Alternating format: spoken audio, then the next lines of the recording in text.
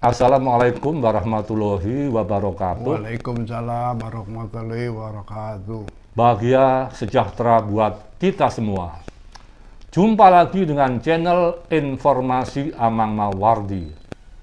Kali ini channel saya akan menghadirkan sosok fenomenal bagi kehidupan pers di Jawa Timur khususnya dan Indonesia pada umumnya, tentang sosok yang bernama Haji Soeharto.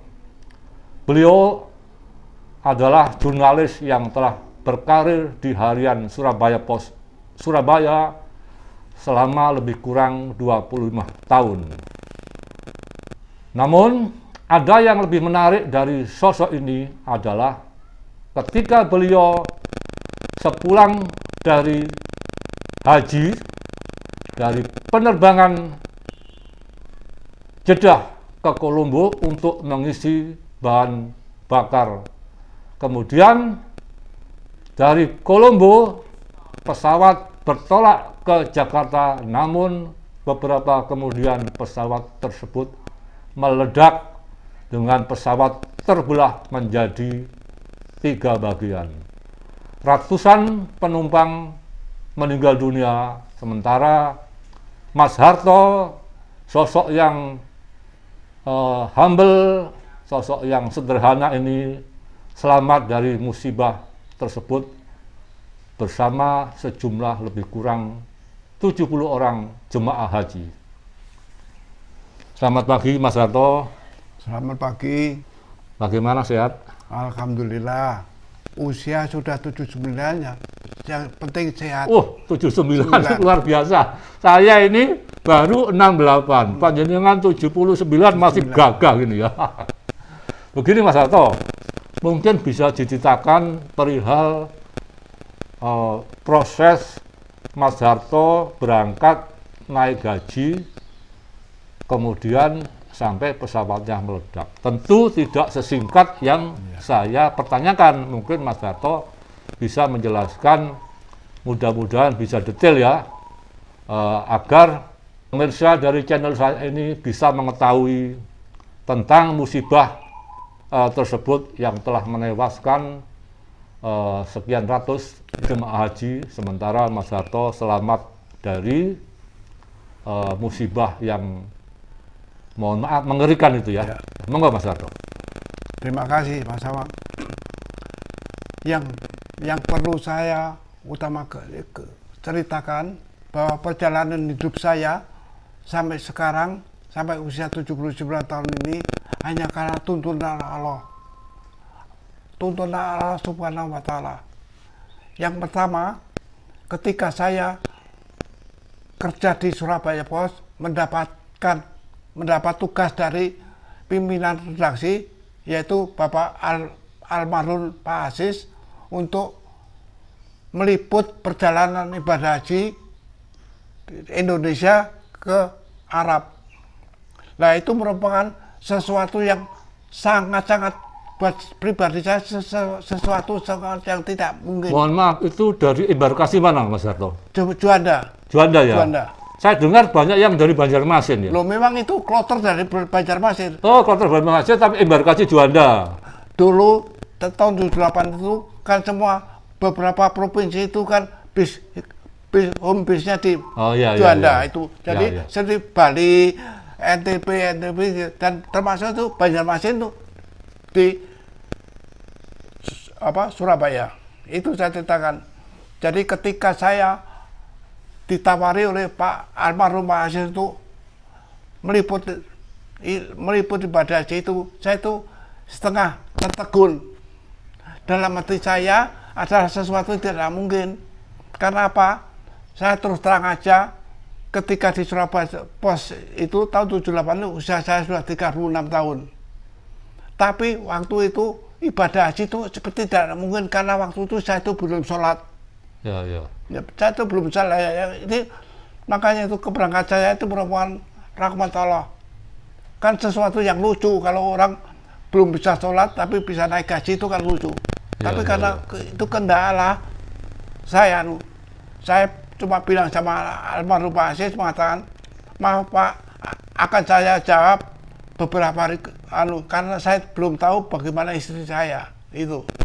Dan sudah kalau gitu akhirnya pasien menurut terutama istri dan anak saya yang masih kecil itu, sudahlah Pak, berangkat saja, dianggap ketika kita keluar kota atau kemana untuk meliput itu menjadi apa? Motivasi ya. Motivasi saya, hati saya jadi besar.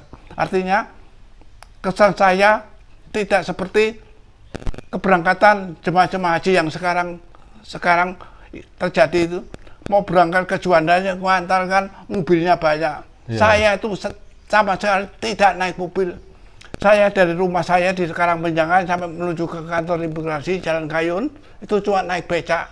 Nah itu nun sewu, Mas Harto ketika berangkat sendiri apa enggak merasa nelongso? Justru saya itu tidak, karena saya seperti biasa kalau liputan ya? Keliputan keluar kota gitu mesti diantarkan anak istri dari depan rumah, sudah buat saya sudah semangat. Sudah cuma itu. Itu bukan seperti ibadah haji ya rasanya. Tidak, makanya tuh saya itu kan nggak pernah bayar.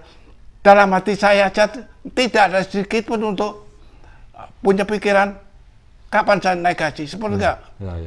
Dan tawaran itu cuma tiga hari. Jadi ketika kepala imigrasi di Jawa Timur Pak Satari itu mengatakan saya tanggal berangkatnya rombongan dari imigrasi itu tanggal 1 dan undangan itu saya terima tanggal 5. Tanggal 1 November ya? 1 November 78 ya? 78. Dan undangan itu saya terima tanggal 24 Oktober. Jadi saya hanya waktu 5 hari. Iya. Jadi itu karena saya sudah sampaikan sama istri saya mendukung, saya dengan Pak Asis, sama Pak Asis ya oke. Akhirnya saya berangkat tanpa modal, tanpa tidak tahu rukun haji, belum tahu soal doa-doanya itu. Jadi saya kesana buta soal itu. Ya ini, tapi dalam hati saya ketika di sana itu merupakan rahmat Allah betul. Nah tapi itu termasuk nekat apa termasuk apa ya? Wis pokoknya ngaku gitu ya. Jadi dalam perjalanan naik pesawat saya cuma pikiran satu saya. Karena ini panggilan Allah, saya akan lakukan apa yang terjadi di sana. Jadi terus terang sama Mas Arwati, sholat saya pertama secara berjamaah itu di Masjidil Haram. Itu pertama kali. Sampai saya itu nggak tahu kenapa kok orang-orang itu sholat di sana ada yang nangis, meringis gitu. Saya tuh heran. Ternyata memang di sana tuh menyentuh. Saya tahunya tuh setelah beberapa kali saya umroh dan itu, saya berarti memang begitu, perasaan itu memang beda. Dan saya waktu itu saya tuh pikiran saya tidak ada sama sekali yang seperti itu. Jadi tidak ada yang emosi perasaan. Saya pikir ya begitu. Jadi saya sholat di sana. Selama di Mekah itu pokok saya itu rubuh gedang, bodoh nekat. Pokoknya menurut orang-orang di dekat Mas Harto ya? Ya teman-teman ini gitu ya. Saya sudah minta komitmen sama teman-teman. Mereka tahu, saya memberitahu bahwa saya itu belum selamat. Tapi mereka membimbing saya. Ya itu. Makanya sholat berjamaah saya pertama itu di Masjidil Haram. Oh Masjidil Haram ya? Ya. Pertama kali sholat berjamaah ya? Itu. Sebelumnya di Surabaya enggak pernah sholat berjamaah? Mas, keluarga saya itu memang keluarga muslim, tapi tidak fanatik atau tidak dekat dengan sajadah. Terus terang aja. Tidak dekat dengan apalagi dengan masjid. Saya itu terus terang. Jadi itu dari yang membuat saya tidak tahu apa-apa ya itu. Karena memang saya tidak pernah sujud, tidak pernah bawa sajadah, itu yang terjadi sehingga saya di sana nekat itu ya karena berkat kehendak Allah aja itu. Kalau Allah menghendaki, kalau Allah berkehendak, orang yang belum sembahyang pun jadi juga. Itu masalahnya. Itu. Jadi setelah saya sholat pertama berjamaah di Masjid Lorong, selanjutnya saya mengikuti aja teman-teman mau sholat apa di mana-mana saya ikut. Ruku, ikut ruku, di sana ruku itu Mas. Jadi seperti saya tuh orang-orang yang bonek lah, yang nggak ngerti apa-apa tapi ikut, tapi ya itu. Kadang-kadang saya tuh ketawa sendiri sama anak-anaknya juga diketawakan. Karena apa? Karena memang seperti tidak mungkin lah apa yang terjadi yang saya itulah. Itu yang babak pertamanya itu. Terus gini Mas Harto, ketika kepulangan ternyata pesawat yang membawa rombongan haji itu kalau tidak salah Love Leader Icelandic ya, itu tidak dibarengi dengan pramugari dari Garuda, sehingga terjadi miskomunikasi antara kru pesawat yang dari Iceland itu dengan jemaah haji. Yang jemaah haji sebagian besar tidak bisa berbahasa Inggris, sementara kru dari Iceland itu tidak bisa berbahasa Indonesia.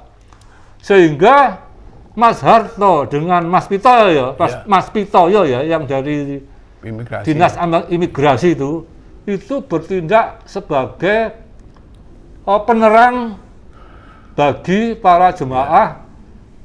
Terutama bagaimana memasang sabuk pengaman, kemudian memasang apa ya, pokoknya hal-hal yang seperti apa ya, petunjuk ketika dibawakan oleh kru pesawat kepada para penumpang.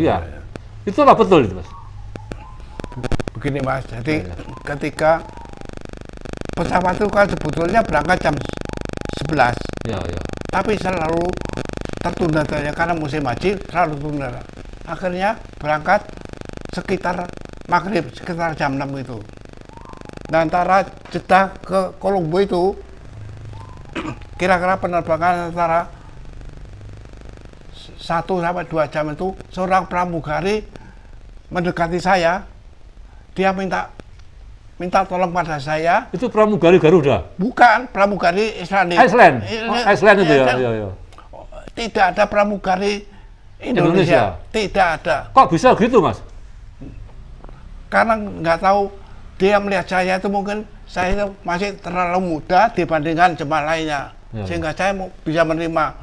Oke, dia minta tolong supaya jemaah ini nanti kita mendarat di Kolombo selama 1 jam untuk mengisi bahan bakar supaya semua penumpang tidak boleh turun.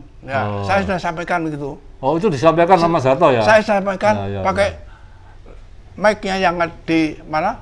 Di dekat co-pilot itu. Ya sudah itu saya sudah sampaikan. Jadi saya meskipun terbata-bata, nggak ada ngomong doa bahasa Arab, nggak ada. Pokoknya saya sampaikan secara wajar aja.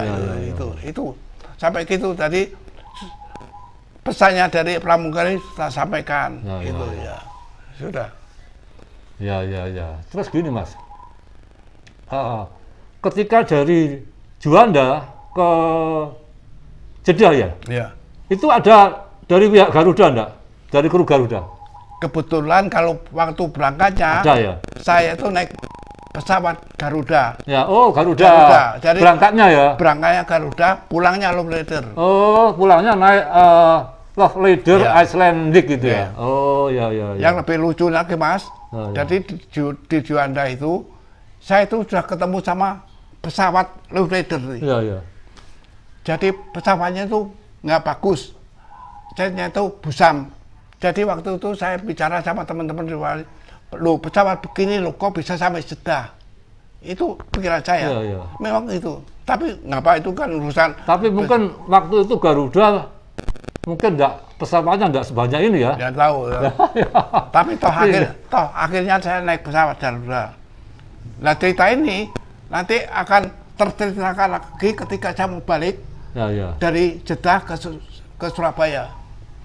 Ini tak patah pintas saja gitu ya. Jadi begitu saya di Jeddah mau mau balik ke Surabaya itu, waktu ke bandara itu, saya dengan Pak Pitoyo itu. Mas Pitoyo dari imigrasi itu ya? Iya, Mas Pitoyo. Saya selalu berdoa terus itu. Terus sampai karena delalah pesawat Islamic itu loh, parkir di dekat di mana di sana itu. Ya, ya. Terus saya bilang, loh masih kira pesawat yang di Juanda Tempohari, loh kita itu naik pesawat itu. Jadi waktu berangkat ketemu, baru ya mau pulang pakai itu. Itulah itu yang luar katanya biasa. Pesawatnya gerodakan ya? Sebetulnya enggak salah. Apa? Duh, katanya AC-nya itu sampai enggak. Pokoknya itu pesawatnya sebenarnya bagus lah. Kalau itu pesawat Canggih loh Mas. Pesawat Canggih ya? Loh, itu kan DC itu ya? DC, ya, 8 long BD. Jadi pesawat yang besar itu sebetulnya itu. Tapi kok dilalah ketemu. Tapi enggak benar ya itu pesawat gerodakan enggak benar ya? Enggak. Enggak. Cuma fisiknya kelihatannya buram. Buram. Jadi catnya itu yang birunya itu biru kusam itu loh. Itulah. Jadi itu sampai saya kaget. Di Jeddah itu kok naik itu saya. Tapi saya nggak punya pikiran lain kecuali cepet balik. Itu aja. Cepet balik itu aja. Itu ceritanya naik pesawat itu tiba-tiba di Kolombo jatuh ya sudah. Di luaran itu ketika dari Jeddah ke Kolombo itu kan enggak terjadi apa-apa kan? Enggak ada apa-apa. Kemudian ngisi bahan bakar berapa jam itu? Belum sampai 1 jam. Belum 1 jam berangkat lagi? Pesawat itu belum sampai ke bandara. Jatuhnya itu sebelum bandara Kolombo. Loh, itu jatuhnya itu dari Jeddah ke Kolombo atau dari Kolombo ke Juanda, ke Jakarta? Jeddah Kolombo Mas. Ya. Pesawat itu kan sebetulnya kan Jeddah Surabaya. Ya. Tapi karena mengisi bahan turun di Kolombo. Terjadi musibah. Musibah itu sebelum ke Juanda. Jadi berapa mil dari bandara itu. Itu jadi sebelum Kolombo itu terjadi gangguan pesawat. Bukan, pokoknya jatuhnya apakah itu gangguan jadi itu bukan dari Kolombo mau ke Juanda ya, dari Jeddah mau ke Kolombo itu jatuh. Ya, dekat Kolombo. Jadi namanya desa Katunayake. Dari Katunayake. Jadi peristiwanya di situ. Ya. Itu Mas Harto itu waktu itu saya dengar habis melayani penumpang apa gitu ya. Terus mau kembali ke tempat duduk, belum sempat mengenakan sabuk pesawat, tiba-tiba pesawat meledak terlempar gitu ya. Jadi setelah saya menyampaikan pesan dari pramugari itu, saya kembali ke tempat duduk saya. Tempat duduk saya seat nomor 6. Jadi duduk. Saya sudah duduk di kursi, sudah pegang safety belt, tapi belum sampai klik tanda terkunci kan. Jatuh sehingga saya terlempar sampai kira-kira 400 meter itu. Jadi pesawat itu terbelah menjadi 3 bagian. 3 bagian. Kepala, tubuh sama ekor. Mas Harto duduk di bagian ekor. Bukan, di tengah. Di tengah. Seat nomor 6 kan. Bukan di ekor ya? Bukan. Di tengah. Kalau di ekor itu seperti wartawan Banjarmasin Pos, Mas Abikarsa itu. Iya. Jadi duduknya di tengah. Kabarnya dia bisa loncat, tapi jauh. Karena tinggi patah kalau nggak salah. Cuma ada yang begitu. Ya, seandainya Mas Harto waktu itu mengenakan sabuk pengawan klik terkunci, mungkin kejadiannya lain ya? Itu kejadiannya seperti sebelah kiri saya, namanya Mayor Sahril itu. Itu banyak ngomong sama sebelum kejadian itu banyak ngomong saya. Dia cerita mengenai anaknya 6, masih kecil-kecil, terus kemudian cerita itu, terus dia cerita begitu. Terus dia meninggal, dia pakai sabuk ini. Pakai pengaman, iya. Saya itu selamat karena saya belum klik itu aja. Belum sempat klik, itu dari berjalan di koridor, mau duduk gitu Mas? Iya, mau duduk, mau mengenakan. Saya sudah duduk. Duduk ya? Safety belt sudah saya pegang, tapi belum sampai belum klik ya. Oh, cuma beberapa detik aja. iya. Kalau misalkan lebih kliknya lebih cepat gitu mungkin ceritanya lain. Itu cerita itu. Mas, itu yang meninggal itu jumlah pesawat penumpang berapa, yang meninggal berapa, yang selamat berapa, Mas? Saya tidak tahu, tapi yang jelas penumpangnya itu jumlahnya 349 kalau 349. Yang itu berapa saja waktu kejadian itu saya tahu nggak persis, karena begitu di Kolombo saya itu masuk rumah sakit, sehingga informasi itu nggak tahu saya. Sampai di mana? Sampai di Jakarta juga nggak begitu. Berarti 349 jumlah penumpang, tapi saya dengar yang selamat 73 itu. Dan sisanya meninggal ya? Saya nggak tahu persis saya itu. Nggak tahu persis ya? Nggak tahu persis saya. Jadi jumlah itu nggak tahu. Saya cuma ngalami aja. Pengalaman itu seperti itu. Nah, terus gini Mas. Saya baca bukunya Mas Harto yang judulnya Sujud Syukur Seorang Jurnalis. Nah, di buku itu diceritakan ketika dalam penerbangan ke Jeddah ke Kolombo ada sepasang orang tua yang duduk di koridor meleset gitu ya. Jadi itu misteri itu Mas ya. Jadi ceritanya sampai sekarang ketika saya kalau ikut pengajian, masalah itu saya tanyakan siapa mereka, nggak ada seorang ustadz pun yang bisa jawab. Jadi ceritanya begini, pesawat kita tuh sebetulnya kan berangkat jam 11 siang, tapi selalu tertunda-tunda karena musim haji sampai berangkat jam 6, sekitar jam 6. Nah, sekitar jam 23, sekitar jam 2, sekitar asar itu, datanglah 2 jemaah, tapi saya tidak bisa kemungkinan jemaah, karena kalau jemaah kan semua yang sudah naik pesawat, itu calon penumpang itulah.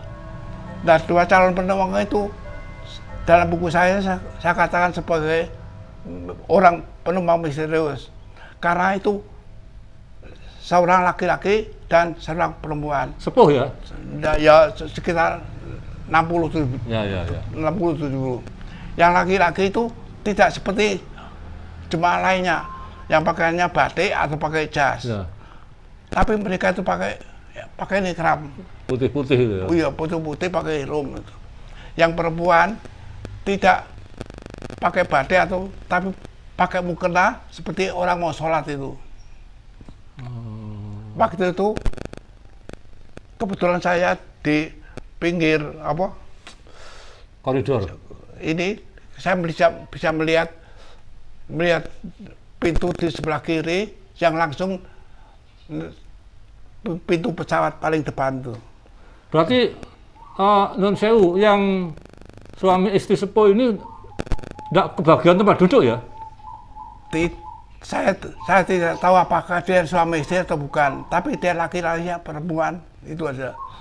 Dan ketika dia sudah naik sampai di atas, ada ribut.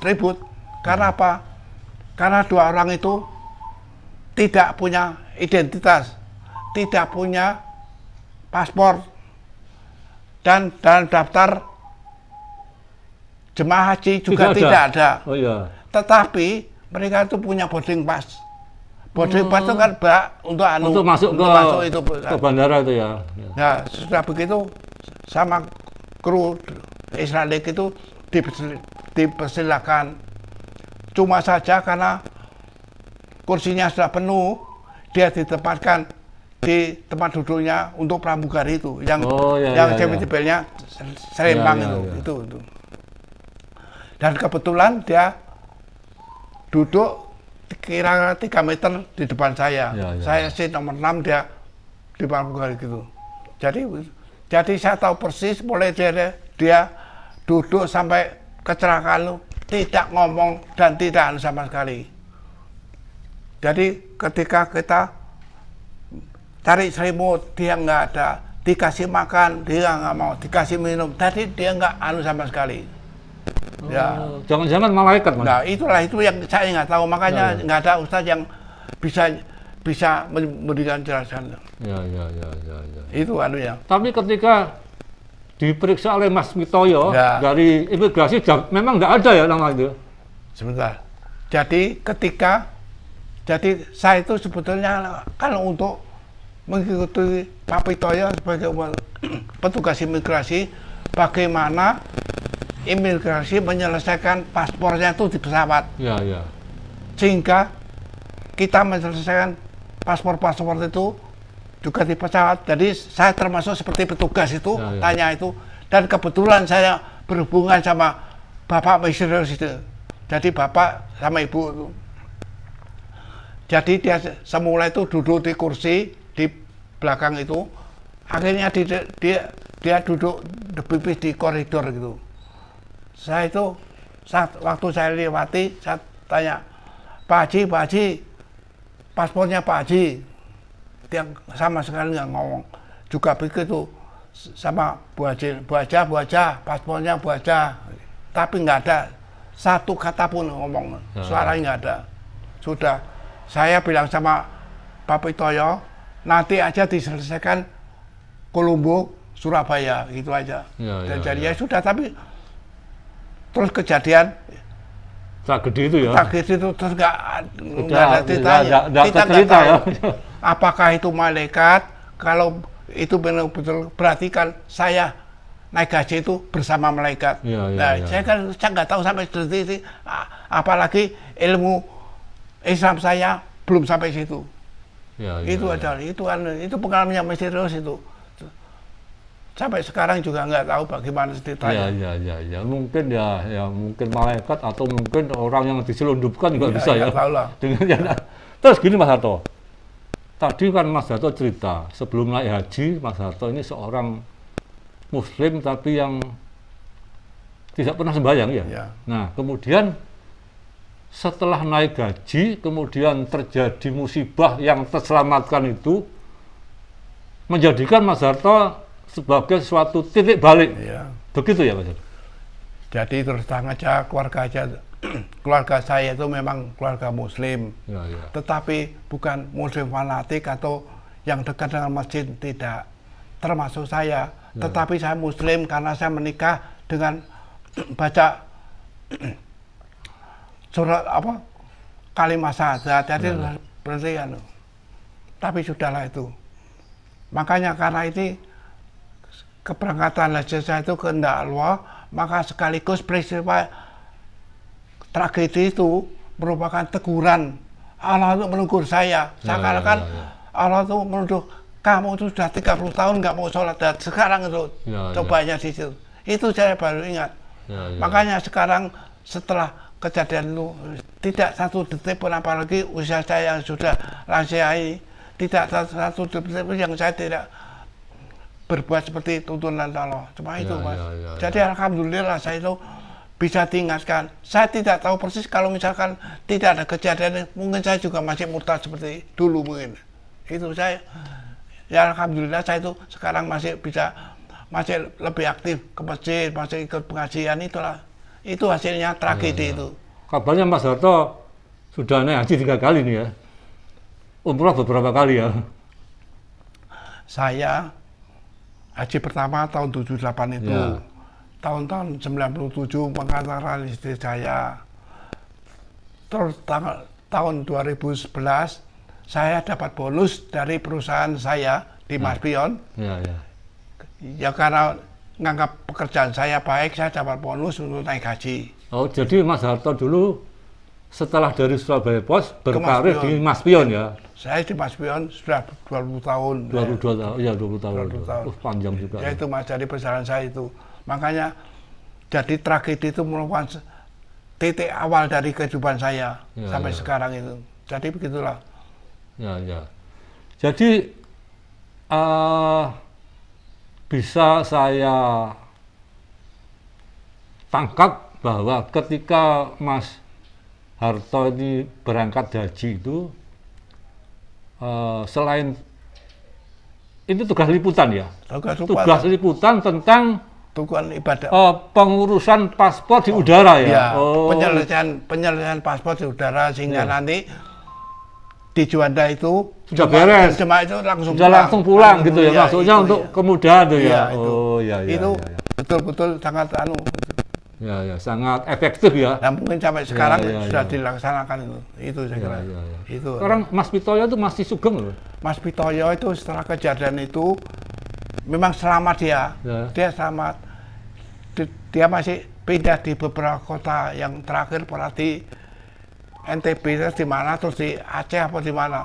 Tapi dia itu kena sakit parah yang 5 tahun nggak bisa keluar dari tempat tidur. Sekarang meninggal 5 tahun yang lalu kita meninggal dia. Oh, meninggal 5 tahun yang lalu. 5 tahun. Ini kan kalau saya baca bukunya Mas Harto itu kan bagaimana intimnya hubungan Mas Harto dengan Mas Pitoyo itu ya. Iya, karena kenangan yang tak terlupakan lah. Di satu pihak karena saya belum tahu lika-likunya berhaji, dia kan sudah beberapa kali. Gitu. Jadi saya ikuti aja. Tapi memang ada peristiwa yang Mas, yang di luar dalam ibadah haji itu. Jadi ketika kita wukuf di Arafah, saya itu kan sebagai wartawan. Jadi kan kepingin tahu lebih banyak. Jadi tidak cuma ikut soal imigrasi aja. Saya itu juga kepingin melihat bagaimana jemaah-jemaah dari negara lain. Sudah begitu wukuf selesai sekitar jam 1 saya keliling, sudah nggak tahu saya, pokoknya saya ikuti kehendak saya. Ya ada di kemahnya orang Inggris, di mana orang Jepang itu ada di situ. Kabarnya Mas Harto itu setelah selesai menunaikan ibadah haji itu pengen tinggal sebulan di Mekah ya untuk meliput ya. Bener nggak itu? Enggak Mas. Oh enggak. Ya itu ceritanya ketika itu selesai keliling sampai di mana? Bukit Jabal Rahmah itu. Sampai di situ. Tapi waktu pulangnya bingung saya. Bingung, nggak ada kesendirian saya. Bingung, akhirnya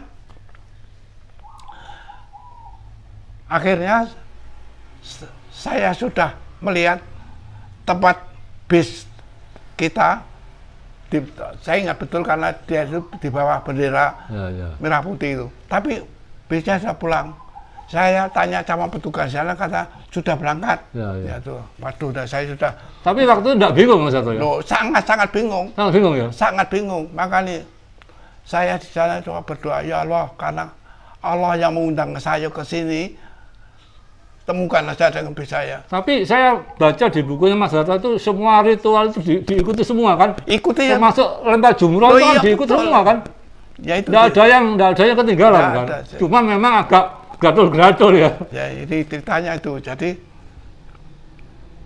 ketika saya sudah nggak ketemu sama rombongan, saya berdoa sama itu dengan betul-betul karena saya bingung kan, Akhirnya saya nekat. Pokok ada bis yang ke sana, saya mau ikuti itu aja. Itu mau menuju mana itu yang mau diikuti? Mekah atau saya nggak tahu apa itu Mekah itu dari Mina ya? Loh enggak, dari Arafah. Oh dari Arafah ya. Dari Arafah itu bis, saya ikut aja, saya nompleng. Saya nggak tahu siapa itu bisnya, siapa nggak tahu. Dari bahasa. Dan satu-satunya teman di sana cuma Mas Pitoyo ya?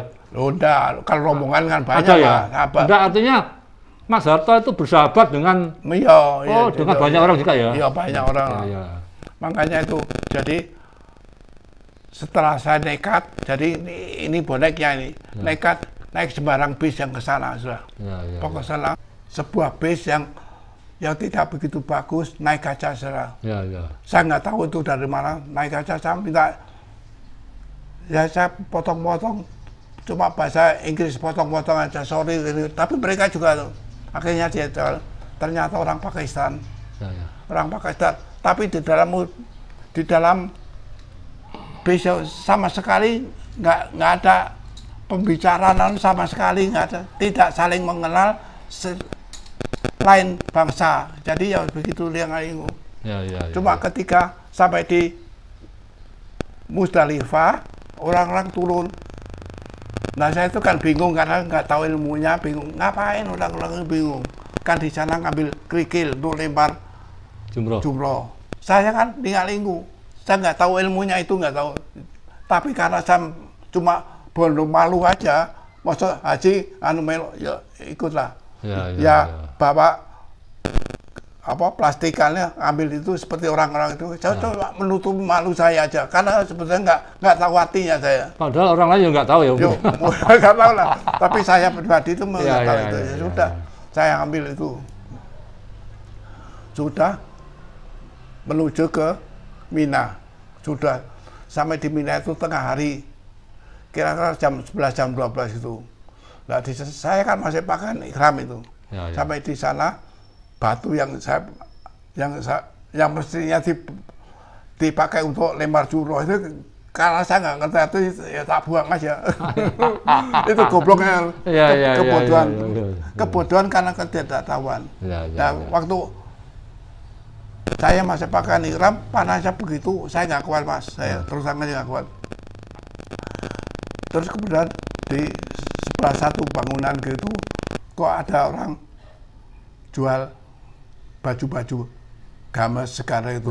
Saya tanya, waduh, kesempatan ini ganti aja, ini kan nggak bener. Jadi begitu, saya beli 5 real ya sudah. Begitu saya pakai, kan nggak boleh, hukumnya nggak boleh kan belum. Mestinya kan harus ini. Siapkan dulu kan. Ini terus ke mana? Lempar jumroh, terus kemudian ke tawaf, sa'i dan sebagainya, itu baru buka ini. Saya nggak ngerti, jadi belum itu tak buka ya sudah lah. Saya ngerti bahwa, tapi saya matur sama saya dulu ya, karena saya tidak tahu aja, itu aja. Sudah itu, ceritanya itu begitu sampai di Mina, saya cari-cari teman-teman nggak ada, akhirnya ketemu di satu gedung itu ketemu ya. Dikira saya itu sudah sampai ke Mekah karena kok sudah ganti baju gitu. Nggak tahunya. Nggak tahunya ya itu. Ya ganti itu ya sudah. Ya pada itu saya selesaikan sama sorenya, saya selesaikan sama teman-teman yang lempar jumroh terus tawaf ke Mekah itu sudah itu. Ya akhirnya kita ya tersendat-sendat karena bukan karena maksud saya, karena memang tidak ketahuan saya itu. Itu aja.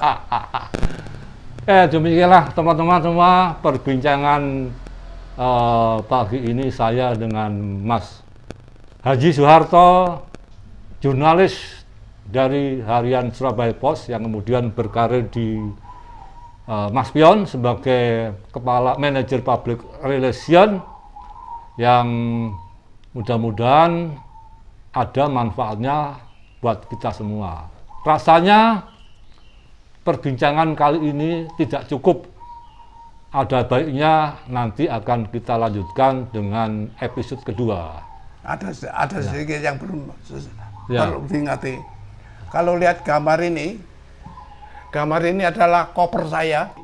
Ini merupakan koper saya yang besarnya 1 meter sama 75 cm. Jadinya berkeping. Jadi satu keping begitu dalam bentuk ini. Jadi kalau digambar seperti orang lagi sujud, seorang perempuan lagi sujud. Saya tidak tahu mananya itu saya. Tapi itu Mas Amang, terima kasih sekali. Demikianlah teman-teman. Jika teman-teman berkenan, jangan lupa subscribe, like, and share. Kemudian ada pesan-pesan untuk pemirsa channel saya ini. Saya cuma berpesan kepada semua pirsawan, kalau sekarang orang naik haji sampai menunggu 30 sampai 40 tahun, saya itu hanya 5 hari. Tapi berkahnya yang utama Allah menegur saya karena saya belum sholat. Itu ya. Nah, makanya sekarang insya Allah saya akan tetap konsisten bahwa setiap subuh saya berusaha untuk ganti satu masjid ke masjid lain. Itu panjenengan semua supaya betul-betul Allah itu menuntun kita dalam kehidupan sehari-hari atau dalam kehidupan yang kita kerjakan. Saya kira itu. Terima kasih Mas Al. Ya. Demikianlah teman-teman. Wassalamualaikum warahmatullahi wabarakatuh. Waalaikumsalam warahmatullahi wabarakatuh. Terima kasih. Ya. Terima kasih.